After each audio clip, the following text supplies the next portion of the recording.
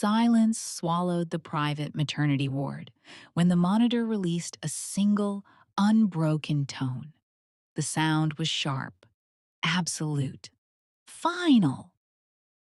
The doctor removed his gloves slowly, as if dragging out a moment he wished he could undo. He turned toward the man standing motionless beside the glass crib. "I'm sorry," he said. "There's nothing more we can do."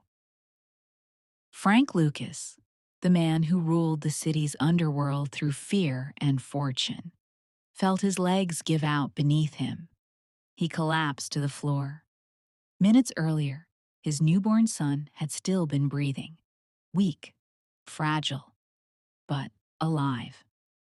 Now the child lay motionless, his tiny chest still, his skin already losing warmth as machines stood useless around him.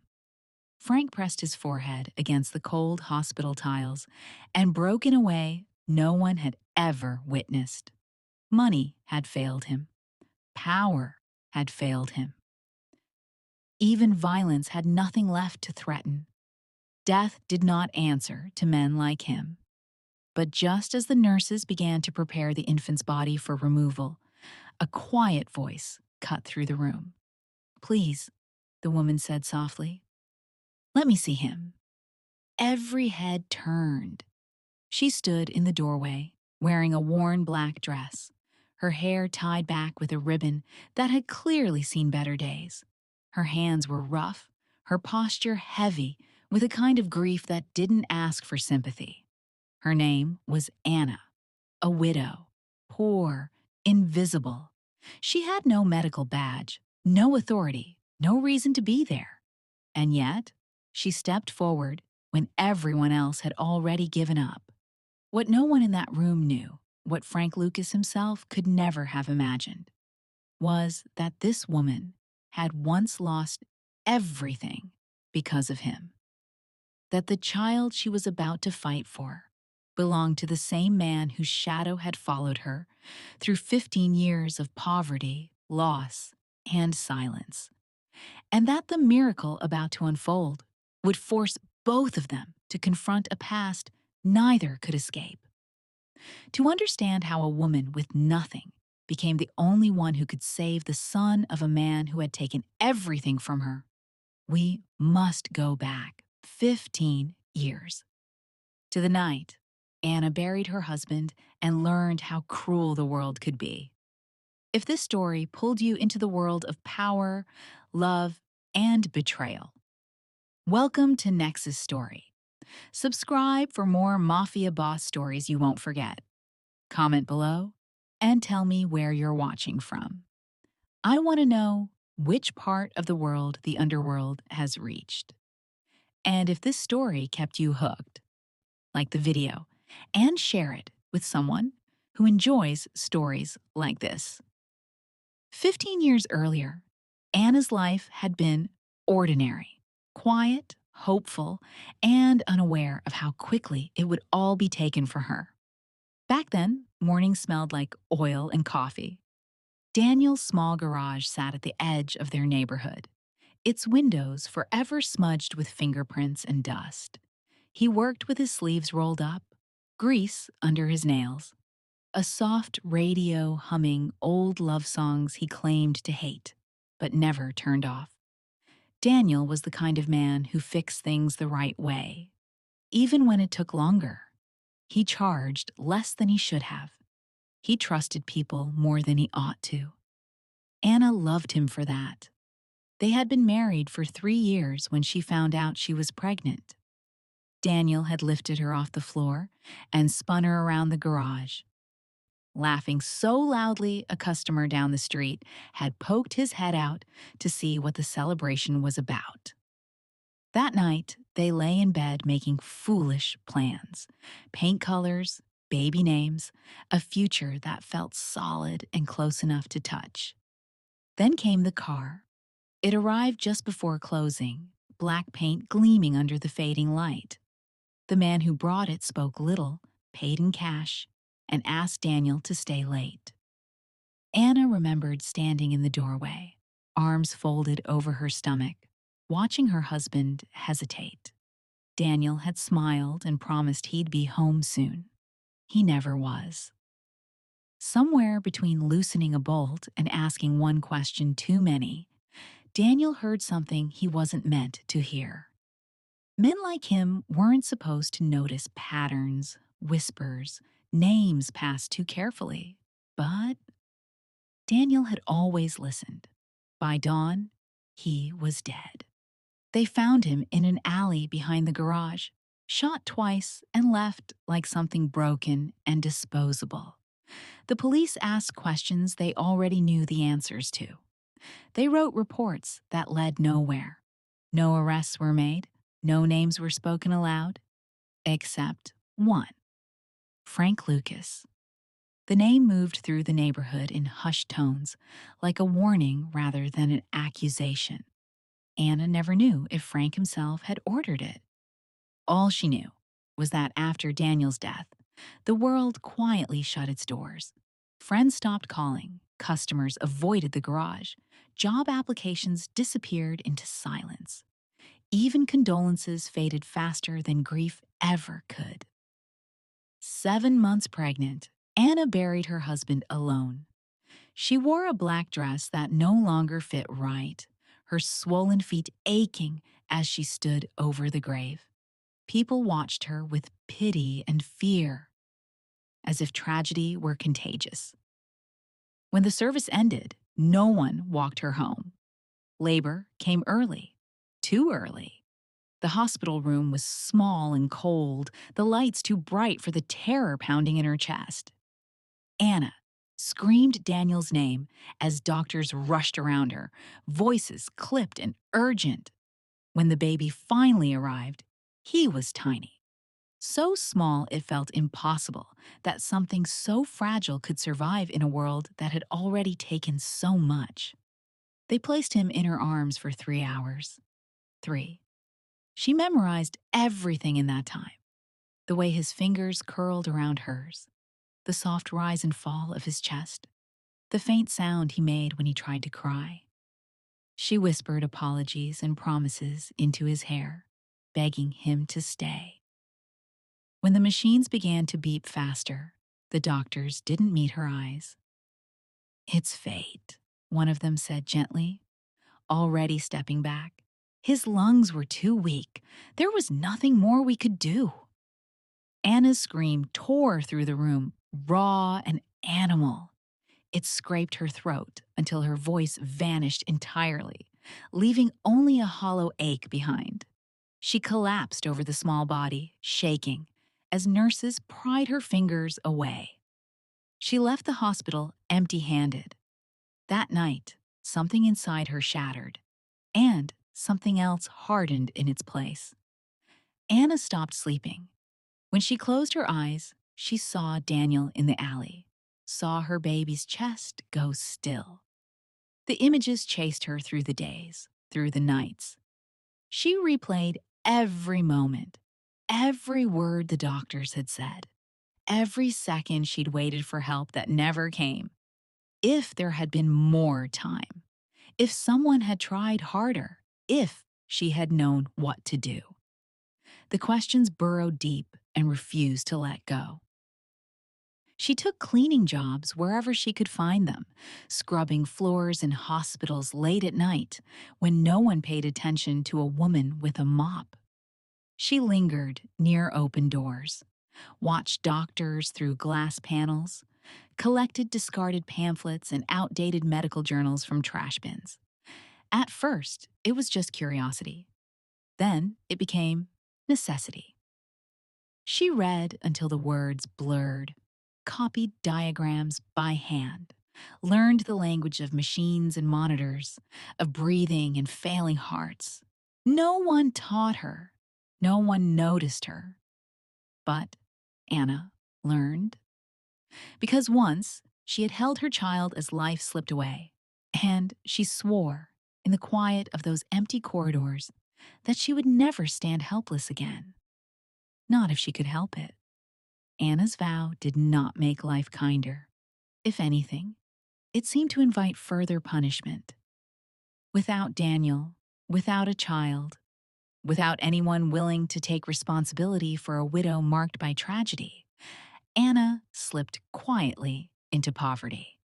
The house they had shared was sold to settle debts she never knew existed. What little money she had vanished into rent and food within months. By the time winter came, she owned 2 dresses, one pair of worn shoes, and a grief so heavy it bent her spine forward when she walked. She took whatever work she could find. Most nights, that meant cleaning. Hospitals were always hiring people no one wanted to see. Night shifts, long hours, no questions asked. Anna accepted every assignment, pushing her cart down gleaming corridors long after visiting hours ended, her reflection stretching thin across polished floors. Doctors passed her without a glance. Nurses stepped around her mop as if she were part of the furniture. It was the kind of invisibility that crushed some people. For Anna, it became a gift. She learned the rhythm of the hospital, the way alarms sounded different depending on the emergency, the way voices changed when hope was fading. She memorized schedules, figured out which doors were never fully closed, which windows looked into neonatal units where machines hummed through the night like restless sentinels. When a doctor discarded an outdated textbook in the staff lounge, Anna retrieved it from the trash and carried it home like contraband. She read under flickering light until her eyes burned, tracing diagrams of lungs, hearts, and blood vessels with her finger. When she didn't understand a term, she looked it up in another book, then another. Piece by piece, the language of medicine began to make sense. She watched procedures through glass panels, standing still so no one would notice her lingering too long. She learned how hands moved during emergencies, how pressure was applied, how seconds mattered more than words. Neonatal care drew her in the most. Tiny bodies, fragile breaths, lives balanced on the edge of timing and touch. These were the babies no one expected to survive, the ones the doctors called difficult. At home, Anna kept a notebook hidden beneath her mattress. Its pages were filled with uneven handwriting and crude sketches, emergency protocols, breathing techniques, notes on body temperature and oxygen levels. The margins were crowded with reminders written in desperation. Act fast. Don't panic. Watch the chest. She wasn't pretending to be a doctor. She was preparing not to freeze when it mattered. The work took a toll. Anna often skipped meals to save money, telling herself hunger sharpened her focus. Some nights, her hands shook so badly she had to grip the edge of her cart to steady herself. There were mornings she woke up on the floor, unsure when she had fallen.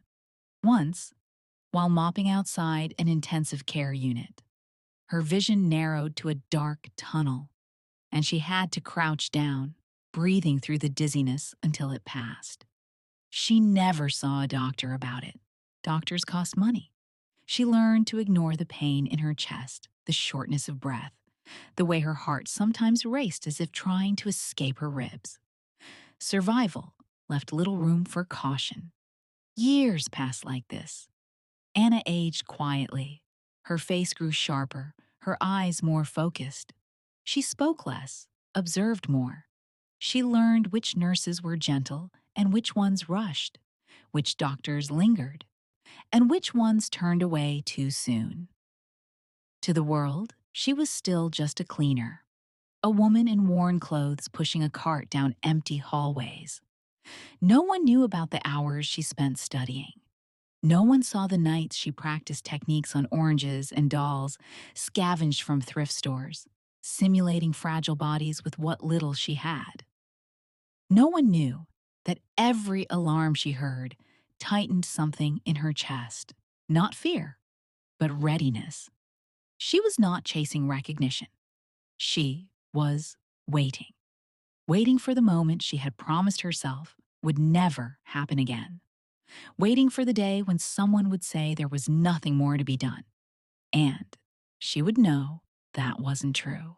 And when that day came, Anna intended to be ready, even if no one believed her.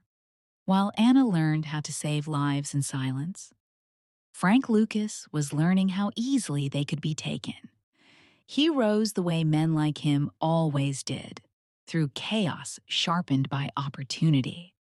Frank had been young when he stepped into power, younger than anyone expected to survive it. His predecessor's death left a vacuum that swallowed weaker men whole. Frank did not hesitate. He understood something most of them did not. Fear was not enough on its own. Fear had to be managed, measured, and delivered with precision. Under Frank Lucas, the city's criminal veins ran clean and efficient. There were rules. There were consequences. Loyalty was rewarded, betrayal erased. His name alone could quiet rooms, end conversations, redirect entire shipments without a single bullet fired. Violence was never emotional with Frank. It was administrative. Meetings were short. Decisions were final. He did not raise his voice. He did not threaten. He simply nodded, signed, and moved on. Others handled the details, the confrontations, the blood, the bodies that disappeared into alleys and rivers. Frank never saw their faces. That distance was the secret to his success. He believed in order, in structure, in protecting what belonged to him. Above all else, he believed in family. Blood was currency, legacy was survival. Everything he built was meant to last longer than he would. Weakness, on the other hand, was unforgivable. Frank never allowed it in himself or others. He dressed sharply, spoke carefully, and kept his emotions locked behind a mask no one had ever cracked. Men followed him because they trusted his consistency.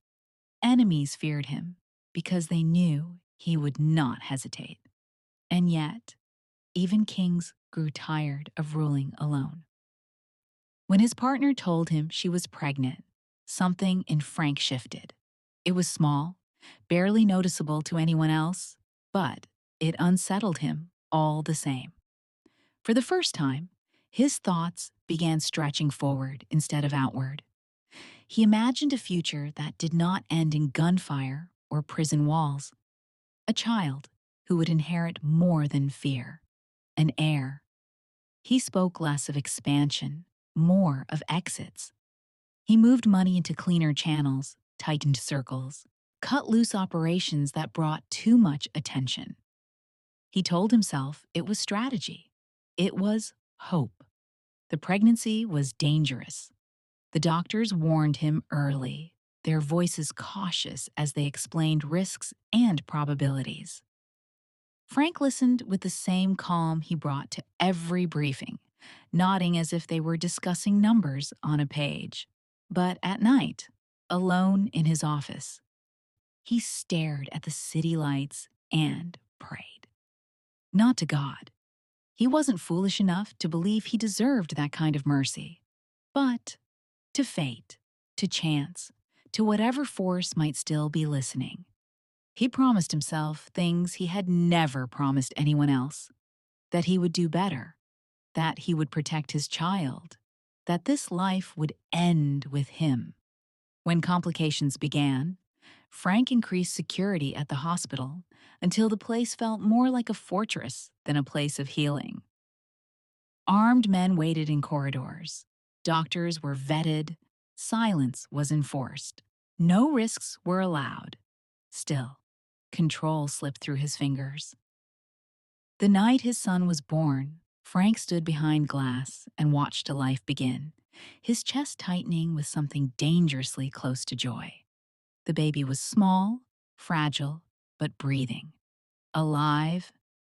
For hours, Frank waited, planned, believed, and then the machines changed their tune. By the time the doctor approached him with pale eyes and trembling hands, Frank already knew. He saw it in the way the man avoided looking at him, the way words gathered too slowly. There were complications, the doctor said. We did everything we could. Everything Frank Lucas had built collapsed in that moment. The empire that had thrived on distance suddenly demanded something he had never learned how to give: helplessness. Orders meant nothing here. Threats had no target. Money had no leverage. As he fell to his knees beside the crib, Frank thought of every life he had reduced to ink on paper, every signature that had sent men to die without his presence, without his face. He had never watched a child stop breathing before. And now, the man who had ended lives without hesitation would have given anything, everything, to save one, even if he did not yet know the price fate was about to demand. The alarm cut through the hospital corridors just after midnight. Anna paused mid-step, her mop suspended above the polished floor, as the sound echoed once, then again, sharp, urgent, unmistakable. She had learned that sound by heart. It was the sound of a life slipping away, of people running instead of walking, of time turning cruel.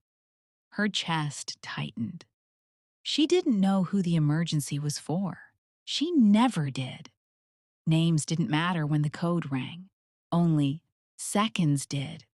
Anna pushed her cart aside and followed the current of movement, her worn shoes silent against the tile as nurses hurried past without sparing her a glance.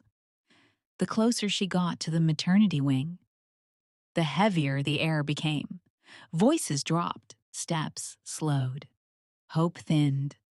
When she reached the doorway of the private ward, she saw him. Frank Lucas.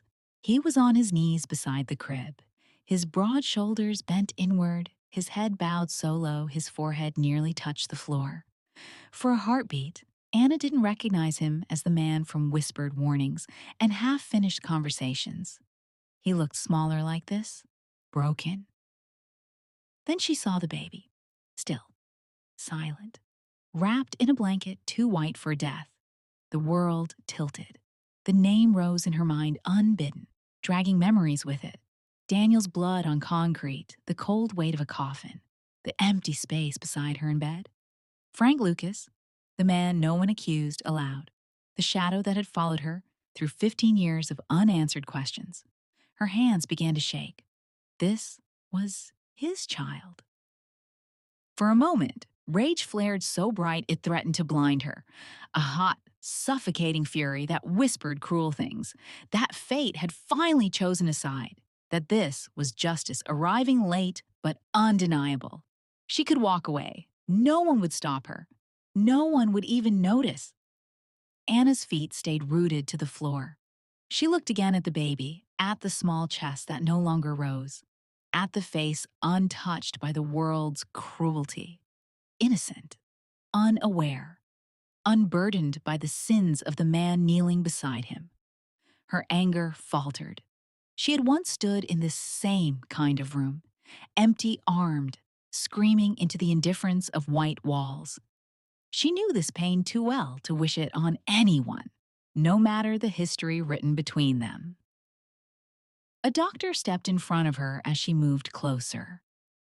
"Ma'am, this area is restricted," he said, already turning his body to block her path. Anna swallowed hard. Her heart thudded painfully against her ribs. "Please," she said quietly, "let me see him." The doctor shook his head. "We've done everything we can." Anna's gaze never left the crib. She saw details others missed: the faint, bluish tint to the baby's lips, the way the blanket pressed against his chest.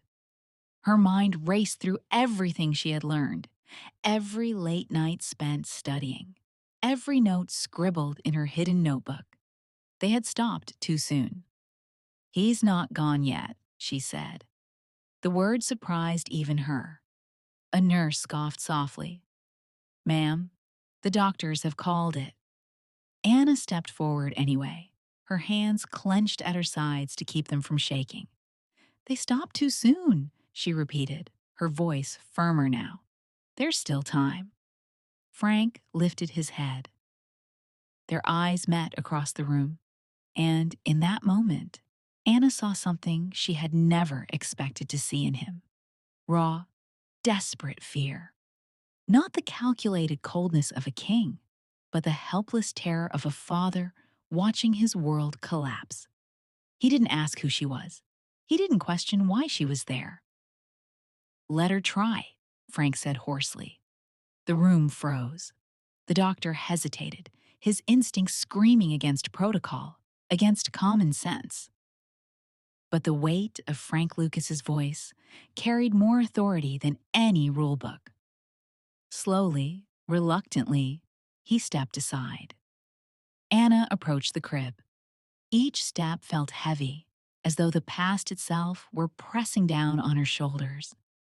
She could feel the eyes of the room on her back, skeptical, curious, dismissive. She reached out. Her fingers brushed the baby's skin, cold and impossibly fragile beneath her touch. And in that instant, with fate holding its breath, Anna began to act. Anna did not ask for permission again. The moment her fingers touched the baby's skin, instinct took over, calm, precise, unyielding. She turned toward the nearest nurse.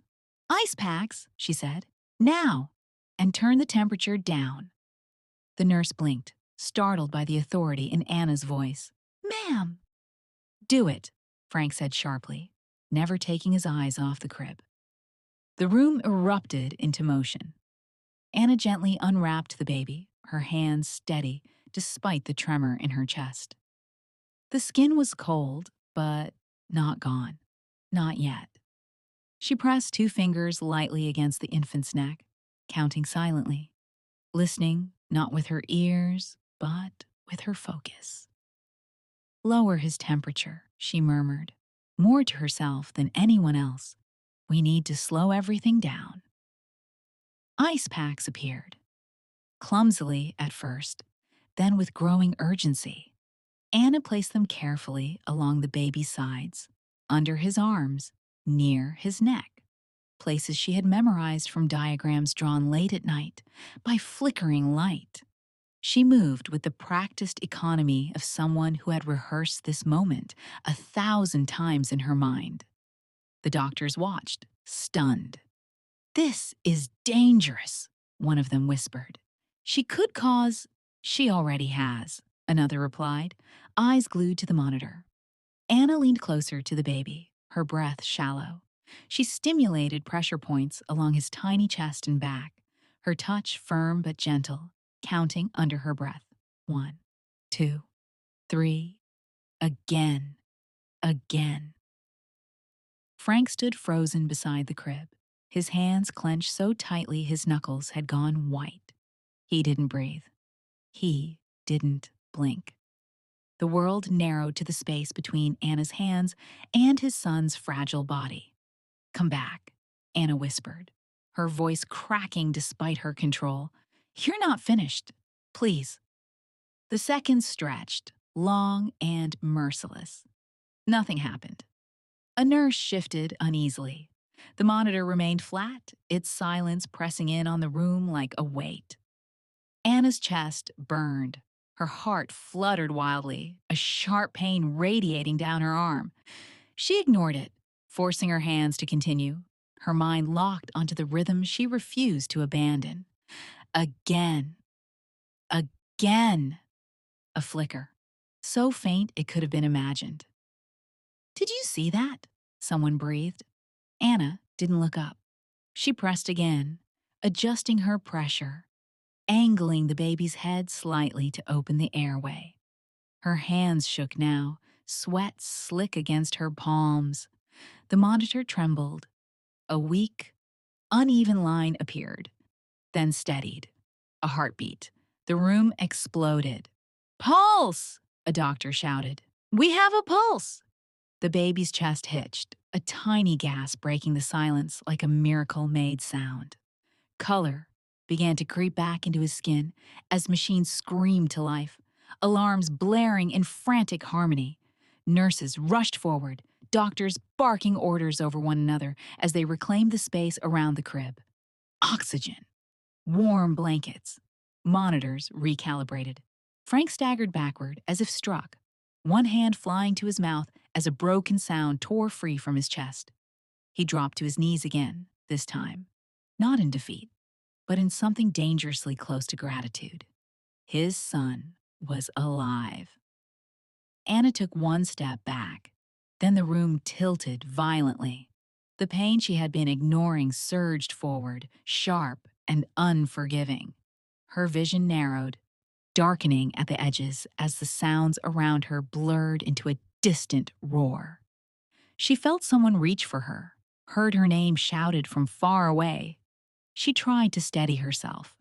She didn't make it. Anna collapsed to the floor as the world went black, her body finally demanding payment for what she had just done. As doctors wheeled her away towards surgery and the baby's cries filled the room once more, fate closed its hand. The miracle had been granted. Now the cost would be collected. Bright lights swallowed Anna whole. The world returned in fragments, voices overlapping, the smell of antiseptic, the hard pull of something tightening around her chest. Hands pressed her down as monitors screamed warnings she couldn't interpret. Someone said, "Heart." Someone said, "Now." Then nothing. Frank Lucas stood in the hallway as surgeons rushed past him, their faces grim, their shoes streaked with red.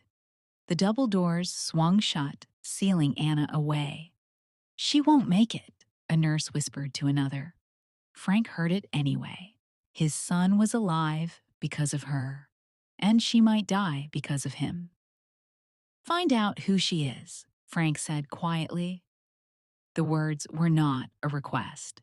Within minutes, his men were everywhere. Hospital administration offices, security rooms, old records pulled from dusty archives that hadn't been touched in years. Frank paced the corridor, his mind replaying the image of Anna's hands on his child, her voice breaking as she begged the baby to return. She had looked at his son the way his late partner once had, with reverence, with grief, with something deeper than duty. The first name came back quickly: Anna Hale, widow, night cleaner, no criminal record.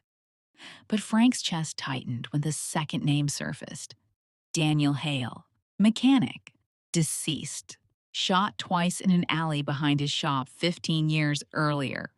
The room seemed to tilt. Frank took the file from his lieutenant with slow, deliberate movements. His eyes scanned the page, then the attached document beneath it. An old order, yellowed at the edges, signed in ink that had not faded. His signature. Frank stared at his own name as if it belonged to a stranger. The memory returned with brutal clarity. Late night, whiskey on his desk, a list of names pushed across to him by a man he trusted. Loose end, the advisor had said. Potential leak. Frank had signed without asking questions, without seeing faces. Paper. Always paper. He had never known there was a pregnant wife. He had never known there was a man who fixed cars to put food on the table. He had never known that the woman now fighting for her life had buried her husband because of him. Frank Lucas had ordered her world to end, and she had saved his son anyway. The realization hollowed him out in a way no gun ever had. This was not fear. This was guilt. Anna woke to silence, a different kind than death, but heavy all the same. Her chest ached with every breath. Tubes ran from her arms, machines humming softly beside the bed. The ceiling above her was unfamiliar, too clean, too bright. She turned her head slowly. Frank Lucas stood at her bedside. For a moment, neither of them spoke. She recognized him instantly. The face she had seen only in newspapers, in whispers, in nightmares, sharpened by years of loss. Her jaw tightened. "So," she said hoarsely, "he lived." "He did," Frank replied. His voice was rough. "Because of you." She looked away, eyes closing briefly. "Good," Frank swallowed. "I owe you everything." Anna opened her eyes again and met his gaze, steady, unafraid. "You don't owe me anything. I'll pay for your care," he said quickly. "Your housing, your future. Name it." Her lips curved into something that was not a smile. "You think this is something money fixes?" she asked quietly. Frank flinched. "I know what you did," he said. "To my husband." The words landed between them like a blade. "I know his name," she continued. "I know how he died. I've known for years who you were." Frank closed his eyes. When he opened them, the man who had ruled through fear looked impossibly small. "I signed the order," he said. "I didn't know—" "I know," Anna interrupted. "That's the worst part." Silence stretched. "I didn't save your son for you," she said at last, her voice steady despite the pain lacing every breath. "I saved him because he was innocent, because no child deserves to die for their father's sins." Frank had no answer, only the weight of a truth that would never let him sleep the same way again.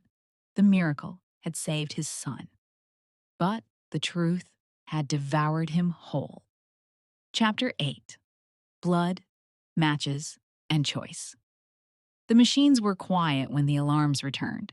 Not screaming this time, just a sharp, urgent rhythm that sent nurses moving faster than their feet could think. Frank Lucas was halfway down the corridor when a doctor caught his arm. "It's the baby," the man said. "He's crashing." Frank felt the same helplessness clamp around his chest. Cold and merciless. He followed the team into the neonatal unit, where his son lay impossibly small, beneath blue light, skin paling by the second. "What's happening?" Frank demanded. The doctor didn't soften the truth. "A rare complication. His blood isn't oxygenating properly. We can stabilize him, but he'll need a transfusion, possibly bone marrow, immediately." "From the mother?" Frank asked. The doctor shook his head. "She's not a match." Frank looked at the child. His child. Alive by a miracle that was already slipping through his fingers. "Then find one," he said. "Anyone." "We've run every test," the doctor replied. "There's only one viable match in the system." The room seemed to hold its breath. Anna Hale. Frank's heart stuttered. "No," he said. The word came out harder than he intended.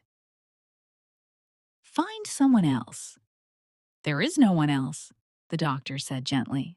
"And even if she agrees, her heart condition makes this extremely dangerous. She could die." Frank turned away. He would not ask her. He would not take another thing from that woman. Anna knew before anyone told her. She felt it in the way nurses avoided her eyes, in the way the doctor hesitated at the foot of her bed, hands clasped too tightly. She listened without interrupting as he explained. Blood compatibility, marrow extraction, risks outlined in calm, clinical language that could not hide the truth.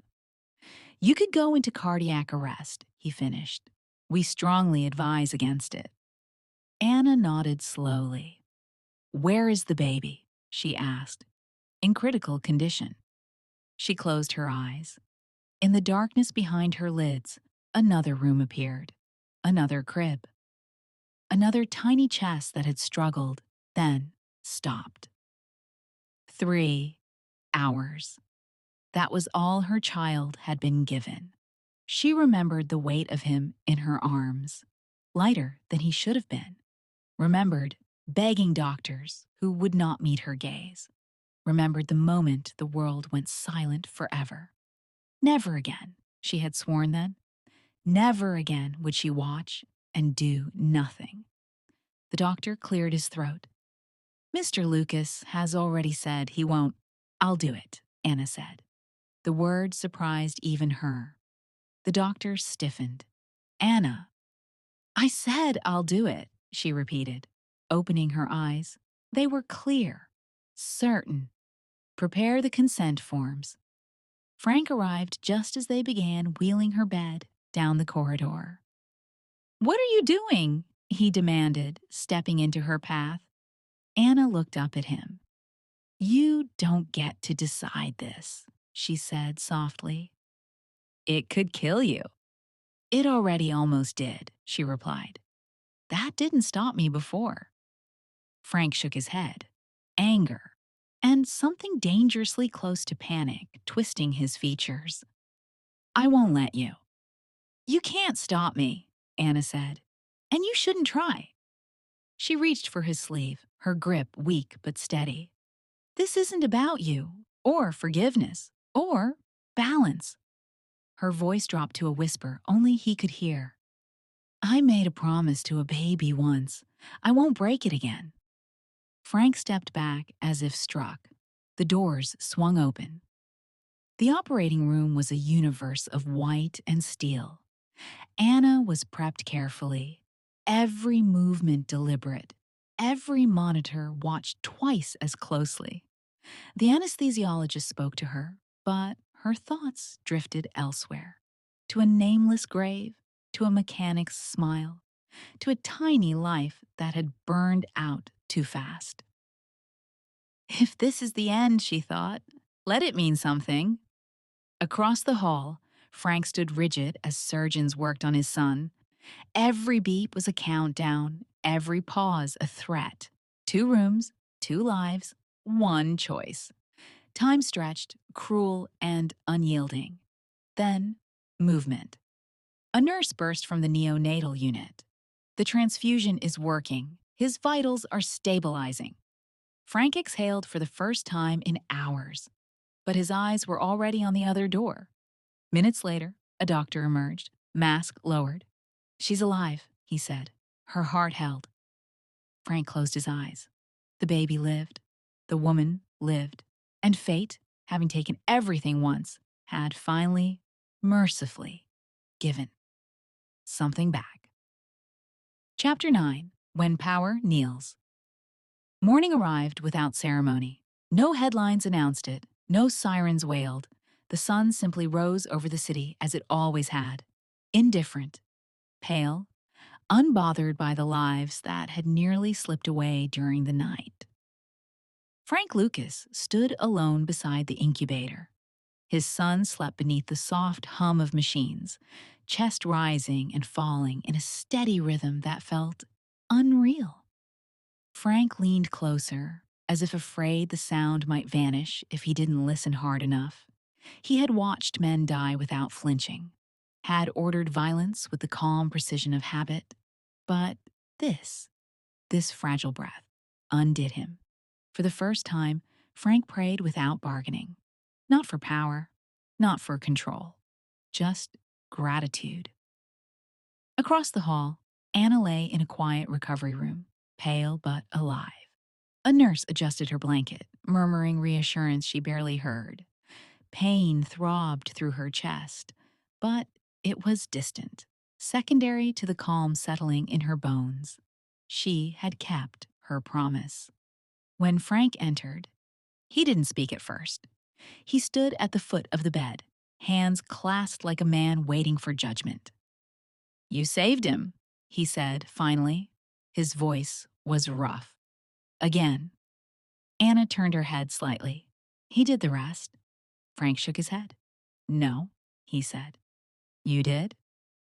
Silence filled the space between them. Not heavy this time, but complete. I've spent my life believing power meant never kneeling, Frank continued. Never apologizing, never looking back. He swallowed. I was wrong. Anna watched him without triumph. I won't ask you to forgive me, he said. I don't deserve that, but I will change what I can. She studied his face, the lines carved by years of violence, the fear still fresh in his eyes. "That's between you and the people you hurt," she said. "Not me." Frank nodded. He accepted that. Change came quietly. There were no press conferences, no dramatic exits, just decisions made behind closed doors. Routes shut down, orders rescinded. Men known for cruelty found themselves dismissed, cut loose, warned never to return. Money once meant for weapons and bribes was redirected into hospitals, clinics, places where lives were saved instead of taken. Some called it weakness. Frank didn't correct them. At night, he sat beside his son's crib and watched him breathe, knowing exactly how fragile that sound was, knowing how easily it could have been lost. Power, he learned, wasn't the ability to destroy. It was the choice not to. Anna left the hospital without ceremony. No escort, no announcement, just a small bag and a body still healing. She stepped into the daylight and breathed deeply, feeling the world steady beneath her feet. She returned to her quiet life, not unchanged, but unburdened. She still worked nights, still read medical journals, still stopped when she heard an ambulance pass, her heart tightening before easing again. But there was strength in her now, settled and sure. She had faced the man who ruined her life and walked away without hatred. She had saved a child and demanded nothing in return. That was enough. Weeks later, Anna passed a park where a young father laughed as he pushed a stroller. The sound caught her off guard. She paused, one hand resting over her heart, not in pain, in remembrance. Frank Lucas never spoke her name in public, but every time his son laughed, every time he took a breath, Frank remembered the woman who had stood between death and life with nothing but knowledge, courage, and love. The miracle, he understood at last, wasn't just survival. It was the moment hate lost its grip. And somewhere in the quiet spaces of the city, a simple truth endured. Sometimes the poorest hands carry the greatest power.